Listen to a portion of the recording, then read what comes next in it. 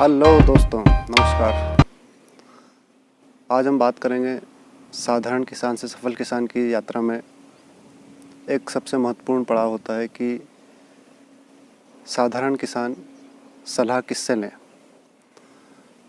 हम लोग जानते हैं कि खेती बाड़ी के हर क्षेत्र में हर कदम पे विज्ञान काम करता है और सफल खेती करने के लिए वैज्ञानिक जानकारी की आवश्यकता है, ये सभी को मालूम है।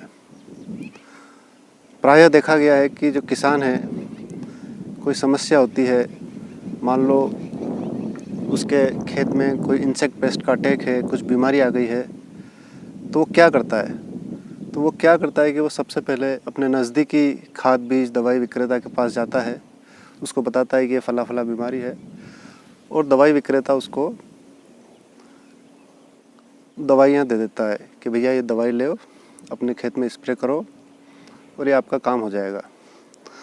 तो ये जो सलाह दी है, ये जो उपचार बताया गया है, इसमें कुछ समस्याएं हैं। इसमें पहली समस्या है कि जो खाद बीज विक्रेता है उसका उसमें व्यापारिक हित जुड़ा हुआ है। कई सारे जो खाद बीज विक्रेता है, कृषि दवाइयों के विक्रेता हैं, वो इतने पढ़े लिखे नहीं हैं, इतने जागरूक नहीं हैं और वो वैज्ञानिक तथ्यों से भी भली भांति पूरी तरह से परिचित नहीं है। हो सकता है वो जो सलाह दें वो सही हो, पर अधिकतर केसों में ये सलाह सही नहीं पाई गई है। तो अब सवाल ये उठता है कि किसान कहाँ जाए, वो कहाँ जाके वो सलाह मांगे। तो मैंने ऐसे 5 सोर्स आइडेंटिफाई किए हैं जहाँ पे एक साधारण किसान अपनी सलाह ले सकता है और उस सलाह को मान के अच्छी तरह से खेती बाड़ी कर सकता है। तो जो सबसे पहला और सबसे महत्वपूर्ण सोर्स है कि किसान अपने गांव में, अपने आसपास के गांव में सफल किसानों को ढूंढे। इससे उन सफल किसानों से ढूंढे, उनसे संपर्क बनाए, उनसे बातचीत करे। तो उससे क्या होगा कि वो जो कर रहा है, सफल किसान जो कर रहा है, उससे अपनी समस्या शेयर करें, उससे विचार विमर्श करें और उससे राय लें कि इस समस्या के निदान के लिए क्या किया जाए। तो प्रायः ये पाया गया है कि आपका साथी किसान जो आज एक सफल किसान है, उसकी राय से आपको फ़ायदा होगा। ये पहला सोर्स है और जो महत्वपूर्ण सोर्स है और जो आसानी से उपलब्ध भी है। दूसरा महत्वपूर्ण सोर्स है कि जैसा कि आपको पता है कि भारत सरकार ने कृषि की उन्नत तकनीक के प्रचार प्रसार के लिए कई सारे केंद्रीय और राज्य स्तर पे कई सारे डिपार्टमेंट, उनकी यूनिट्स काम कर रही है।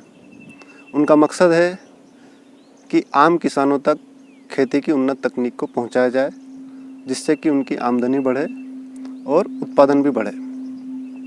तो इसमें सबसे पहली कड़ी है कि आप अपने गांव के ग्रामीण कृषि विस्तार अधिकारी से संपर्क करें, जिला कृषि विभाग से संपर्क करें।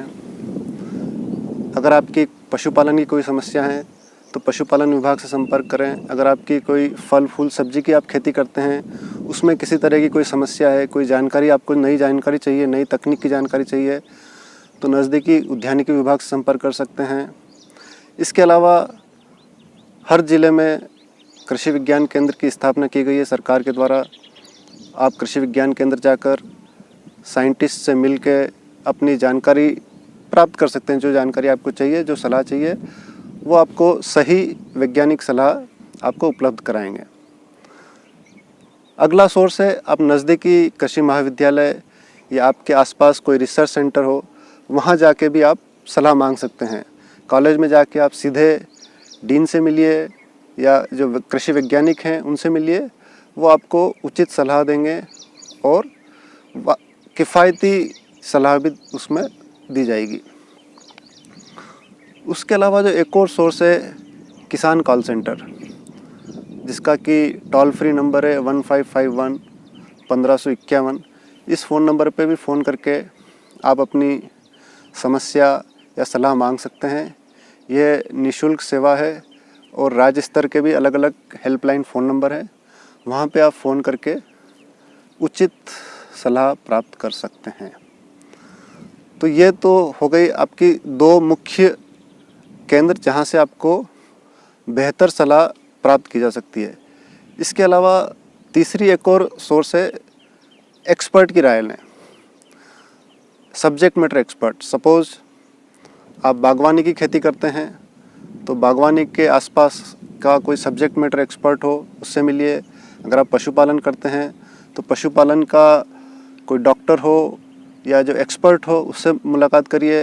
अगर आप फिशरीज़ या मछली पालन करते हैं तो मछली पालन के एक्सपर्ट को आप ढूंढिए। आपके आसपास एक्सपर्ट ज़रूर मिल जाएंगे, उनसे बात करिए।